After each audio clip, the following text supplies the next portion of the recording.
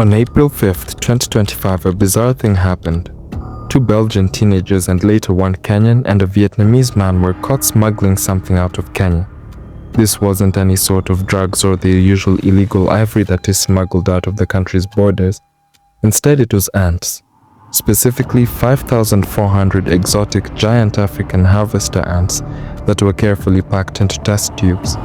This incident is just one of many worldwide, and it begs the question, how and why is insect smuggling so profitable? To understand what is happening, we will need to put ourselves directly inside the illegal trade. The first step of insect smuggling is acquiring the live specimens. Smugglers or hired hunters venture deep into national parks, biodiversity hotspots, or remote locations to obtain the rarest of insects, a destructive practice that is just as bad as not subscribing. Okay, maybe not. Finding the insect isn't always easy, but that is only the least of their worries, because after finding their insects of choice, the smugglers have something much bigger to worry about.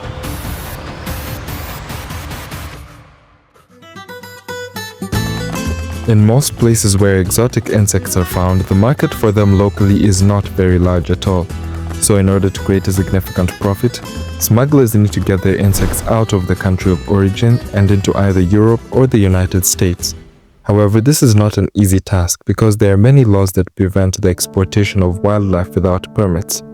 So to counter this, smugglers hide their insects in false luggage compartments, disguised as biological samples, or by simply mislabeling their shipments.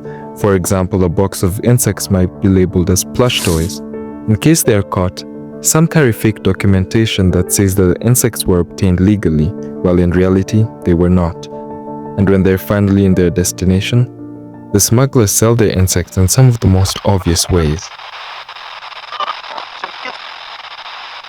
The smuggled insects end up being sold through underground markets and private forums on the internet, but a lot of smugglers are out in the open, showcasing and selling their illegally sourced insects at huge pet expos and even eBay.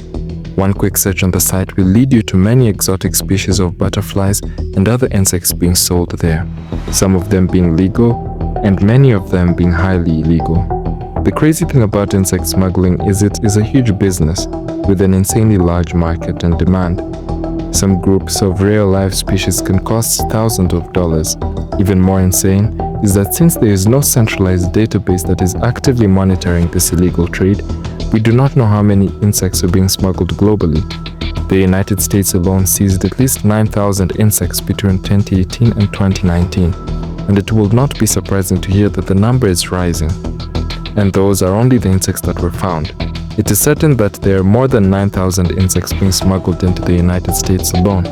And since this is a global trade, it means that there are many more insects constantly being smuggled into European countries and other countries in the world as well. Smuggling insects can have a huge negative implication for the local ecosystems and also the availability of a species. Some ecosystems might stop functioning without them, and other species may die as a result. One example of this is the beetle Anophthalmus hitleri, which was nearly sent into extinction due to overcollection. As a little fun fact, this specific beetle was named after the infamous Mustache Man.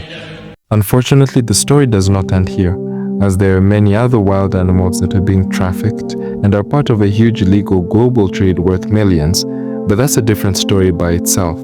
As for insects, the future of insect smuggling and how to counter it is uncertain. But what is clear is this: if things continue going the way they have been and the laws and efforts to counter this remain loose, then it is inevitable that the business will continue flourishing and insects will continue getting trafficked around the world.